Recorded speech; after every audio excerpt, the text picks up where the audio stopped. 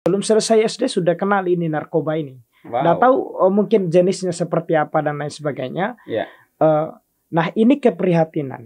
Nah, jika ini terus dibiarkan, maka ini akan menjadi tidak hanya merugikan Nusa Tenggara Barat, Betul. tetapi potensi generasi-generasi yang kita miliki ini juga akan terancam. Mudah. Bandar, kita sebut bandar narkoba itu sumber dayanya sangat dahsyat, sangat besar. Kita berhadapan bukan dengan orang kecil kalau melihat sumber daya yang dimiliki itu. Iya, Bang. Berani nggak? Ban ini kan langkah ikhtiar kita, Bang. Ya, langkah ikhtiar karena kami sudah sangat meyakini bahwa kami jalan ini kan adalah bagian daripada berfastabiqul khairat. Ya. Assalamualaikum warahmatullahi wabarakatuh. Assalamualaikum warahmatullahi wabarakatuh. Ketemu lagi dengan anak muda yang sepertinya akan tetap muda dia ini. Dinda Miftahul Khair. Apa kabar? Alhamdulillah baik, Bang.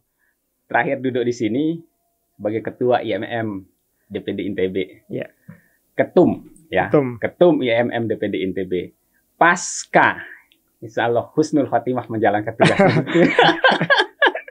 Husnul khotimah melepas jabatan dengan catatan-catatan baik. Ya. Gimana rasanya setelah tidak jadi ketum? Alhamdulillah sampai hari ini kita masih sehat-sehat saja. Ya karena pada podcast yang sebelum-sebelumnya menjadi ketua di IMM itu ya bukan hanya sekedar panggung untuk kemudian pasca kita di IMM itu jadi apa dan lain sebagainya. Tetapi bahkan pasca kita lepas jabatan itu juga kita masih tetap perlu menjaga semangat dan semangat dan kemampuan kita gitu kan untuk terus bertahan gitu di gelombang kehidupan ini gitu. Jadi gelombang tidak akan pernah berhenti. Gelombang tidak akan pernah berhenti. Pelaut sejati teruji dengan gelombang yang kuat, gelombang tinggi. Nah, ada tema yang menarik saya mau bahas karena di tengah gelombang yang kuat itu ternyata dia nggak tenggelam. Selesai jadi ketua IMM, ada lagi amanah yang dipegang. Betul, Bang. Amanah sekarang menjadi ketua harian Badan Anti Narkotika Nasional. BAN, ya. BAN NTB. Nah, ini sangat luar biasa nih. Masuk ke BAN, terjerumus ataukah ada sesuatu yang ingin dicapai lagi? Yang jelas saya nggak mau kalau nggak naik tingkat. Iya. Baik, Bang. Kenapa saya masuk di BAN ini? BAN di Nusa Tenggara Barat ini sesungguhnya karena kita dalam kehidupan ini ada nilai spiritual yang kita yakini. Sampai hari ini saya pegang teguh itu bahwa segala sesuatu apapun selama itu baik yang kita lakukan, maka kita harus terus lakukan itu gitu. Karena jangan sampai potensi yang dimiliki oleh anak-anak muda tidak tertuang oleh hanya karena tidak adanya ruang, tidak adanya lembaga dan lain sebagainya. Apakah BAN ini tempat yang cocok? Makanya BAN ini adalah bagian daripada berfastabiqul khairat. Karena niatnya baik. BAN ini juga membawa misi-misi yang cukup luar biasa untuk karena sepanjang itu bicara generasi, maka sepanjang itu juga kita terus menumbuhkan hal-hal yang baik. Itu yang saya yakini, Bang. Gitu. Nah, ini luar biasa, menumbuhkan nilai-nilai baik. Kita ketahui bersama narkotika.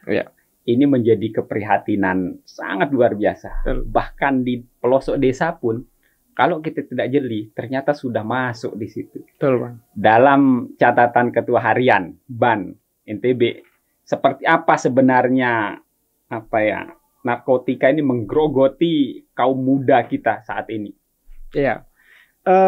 Tentu kami di BAN Nusa Tenggara Barat ini bersama stakeholder yang ada BNN, kemudian pemerintah dan lain sebagainya, ikut memperhatikan gitu, bahwa jangan sampai itu tadi, ketika kami di BAN NTB ini punya semangat gerakan, yang mana semangat gerakan itu adalah satu suara yang disuarakan oleh pengurus BAN atau anggota yang ada di BAN, maka itu sudah berarti kita menyumbang keselamatan untuk 100 bahkan 1000 anak muda yang lainnya. Itu gitu. Ini semangat kita ya? gitu kan. Semangat kita di BAN ini bahwa tentu sudah menjadi hal yang tidak ini lagi gitu kan, tidak asing lagi di kalangan masyarakat kita bahwa kita sepakat bahwa narkoba ini kan kayak makhluk halus gitu kan. Makhluk halus yang memang tidak nampak tetapi ada. Gitu. Bahkan terakhir kami membaca juga di Nusa Tenggara Barat ini ada bahkan anak yang belum selesai SD gitu ya, belum selesai SD sudah kenal ini narkoba ini. Nggak tahu mungkin jenisnya seperti apa dan lain sebagainya. Nah ini keprihatinan. Nah, jika ini terus dibiarkan, maka ini akan menjadi tidak hanya merugikan Nusa Tenggara Barat, tetapi potensi generasi-generasi yang kita miliki ini juga akan terancam gitu. Oke, jelas. Jika generasi muda sudah terlena dengan itu, maka mimpinya hanya halusinasi semata yang ada di situ. Nah, melihat sekarang perkembangan peredaran kan selalu berkembang sesuai beradaptasi dengan zaman gitu, beradaptasi dengan teknologi. Ini tentu menjadi tantangan baru terus ini. Nah, bagaimana BAN ini ikut apa ya? Jadi seolah-olah kan begini prinsipnya, orang yang melakukan kejahatan itu biasanya selangkah lebih maju daripada aparat penegaknya gitu, bahkan bisa jauh lebih gitu. Karena aturan yang diciptakan itu biasanya aturan untuk hari ini, tidak mengantisipasi aturan yang akan datang. Nah, bagaimana BAN? Ada nggak di situ melihat kayaknya BAN ini cocok masuk ke celah seperti itu? Kami beberapa bulan kemarin sempat diskusi dengan Kepala BNN Provinsi Nusa Tenggara Barat. Dalam forum diskusi itu kami juga memaparkan tentang bagaimana BAN ini ke depannya. Kehadiran BAN ini bagi kami, walaupun mungkin banyak orang yang menganggap bahwa BAN ini hanya organisasi fiktif, hanya organisasi yang barangkali mungkin angin berlalu. Tetapi kami ingin memastikan di DPW BAN NTB ini bahwa kami tidak ingin dirasakan kayak angin yang berlalu begitu saja. Kami ingin memastikan bahwa kami punya datanya, kami punya langkah-langkah yang kemudian yang harus kami lakukan. Salah satunya yang ingin kami tegaskan bahwa dalam memerangi narkoba, membasmi narkoba, tidak hanya mampu diselesaikan oleh lembaga BNN aja, kepolisian aja, pemerintah saja, tetapi kita juga sebagai masyarakat, apalagi anak-anak muda, kita harus ikut serta di dalamnya. Contohnya dengan cara apa? Dengan cara kemudian kita mungkin lagi nongkrong, lagi di kampus, lagi di pasar, lagi di mana saja, kita sampaikan, kita pertegas bahwa narkoba ini adalah ancaman besar bagi kita. Tidak hanya kita, tapi generasi kita. Jadi itu kita sepakati bersama. Kita sepakati bersama. Kita berbawa ini musuh bersama. Nah, memang tidak semua orang tergerak berbuat. Nah, adanya BAN dan adanya juga stakeholder lain. Ini kan masing-masing ambil bagian. Betul, Bang. Nah, dalam posisi ambil bagian itu, BAN berada di posisi strategis yang seperti apa? Kalau bicara posisi strategis tentunya kami, karena di BAN ini kan pengurus-pengurusnya itu ada kebanyakan mahasiswa yang udah bekerja dan lain sebagainya. Tentu ranah yang diambil oleh kami di BAN ini adalah sesuai dengan kapasitas, melakukan edukasi, melalui forum-forum yang memang karena di BAN ini kan banyak juga yang tergabung, mantan-mantan ketua Cipayung, ketua-ketua organisasi, peguyuban sampai desa, kami rangkul untuk jadi pengurus. Nah, dengan kapasitas ini mereka bisa menyampaikan, misalnya ketua Karang Taruna, dia bisa sampaikan ke anak-anak muda di kalangan desa ini, kita sampaikan bahwa narkoba ini seperti ini dan lain sebagainya. Minimal mereka bersuara. Apalagi kemudian mereka punya ide gagasan untuk mengantisipasi lebih awal, inilah yang kemudian BAN ini ingin hadir, Bang. Antisipasi lebih awal dengan menghidupkan kreativitas anak muda. Misalnya era-era saat ini kan anak-anak muda sukanya YouTube, ya betul. Kita buatkan YouTube. Kita buatkan podcast yang suka nyanyi dan lain sebagainya, kita buatkan itu. Buatkan wadah kesibukan yang lain ya. Kesibukan yang lain. Kita buatkan aktivitas olahraga dan lain sebagainya. Minimal ini mengurangi mereka kalau kadang mereka tidak punya teman, kemudian kesepian di rumah dan lain sebagainya. Ya, betul. Inilah salah satu ruang masuknya pikiran-pikiran yang tidak baik itu, apalagi untuk masuk di narkoba ini. Gitu. Strategis. Iya, Bang. Jadi dengan semangat muda, melibatkan anak-anak muda, karena pangsa pasarnya memang anak-anak muda. Gitu. Ya. Jadi sangat strategis. Ini kan kalau kita berbicara pencegahan. Iya. Nah sekarang, kalau ada nggak posisi strategis BAN ketika orang yang pasca rehab lah. Iya. Jadi memberdayakan. Biasanya kalau orang yang sudah terkena ini kayak separuh nyawa lah, separuh hidupnya itu sepertinya kayaknya sudah hilang. Kehilangan. Ya. Jadi dia mau memulihkannya lagi, ini butuh dukungan, support. Iya. BAN bisa nggak berada di tempat-tempat seperti itu? Tentu kami ingin memastikan pasti bisa.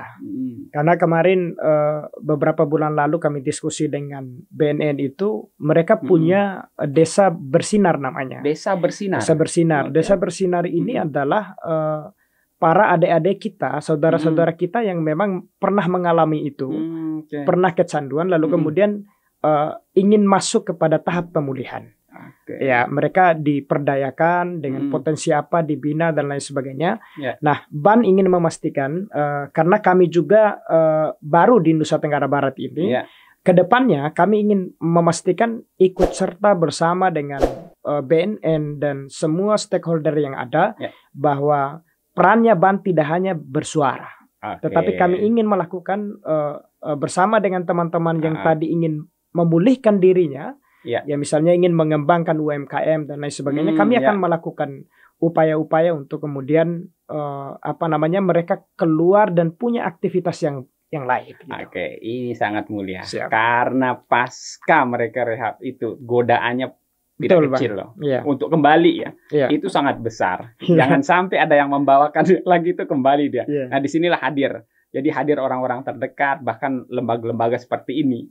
Nah, kalau ini Bang Ketua, nih Bang Hera, melihat tantangan ke depan, posisi seperti BAN ataupun organ-organ yang lain lah, Bang. Ini membantu masyarakat kita. Pertama mencegah, kemudian kedua merehab, dan ketiga bagaimana kepercayaan diri itu kembali ke masyarakat. Apa langkah strategis kira-kira BAN dalam waktu dekat ini? Dalam waktu dekat ini kan kami sudah punya komitmen dengan BNN NTB ini.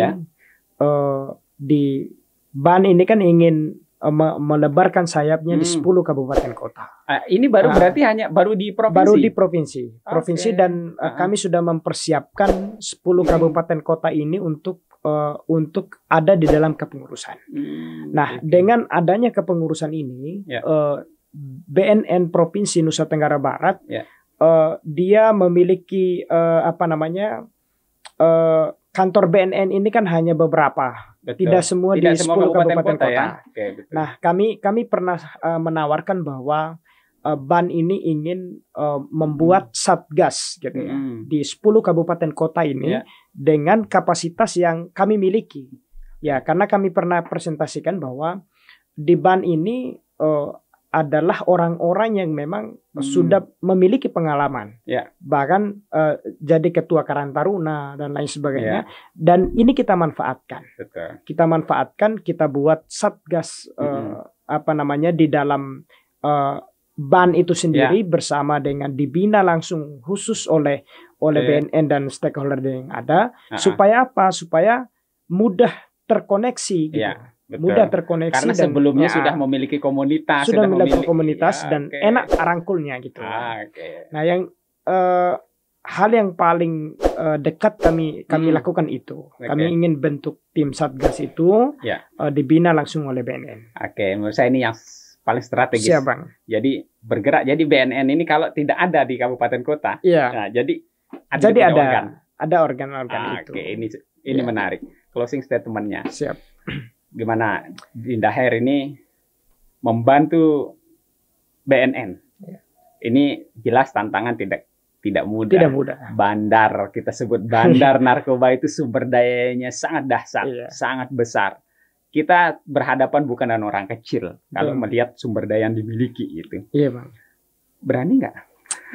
Ya, selama ini bagian daripada ini kan ban ini kan langkah ikhtiar kita, Bang. Ya, okay. Langkah ikhtiar karena kami sudah sangat meyakini bahwa kami jalan ini kan adalah bagian daripada berfastabiqul khairat, menegakkan hal-hal yang baik. Nah, selama itu baik, maka kami akan upayakan. Ya, kami tidak ingin mencari masalah dengan siapapun, tetapi kami ingin menegaskan bahwa selama itu baik, selama kami masih dalam koridor yang jalur yang lurus, gitu ya, maka kami akan perjuangkan. Gitu. Oke, fastabiqul khairat, amar ma'ruf nahi munkar. Itu harus ditegakkan. Oke, semangat ini luar biasa. Semoga saya berharap Dinda Khair giat-giat seperti ini tidak berhenti. Jadi ketika seorang yang pernah menjadi ketua umum terus tak berhenti tidak lagi dan ada lagi giat yang insya Allah ini sangat bermanfaat di tengah masyarakat kita, tentu dengan menggunakan jaringan yang sebelumnya sudah dibuatkan. Siap, Bang.